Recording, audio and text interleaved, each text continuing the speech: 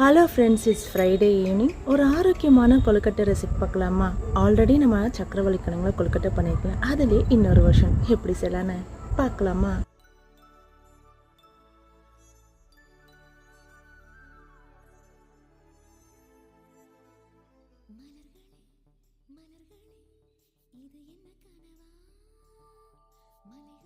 மலைகளே மலைகளே இது என்ன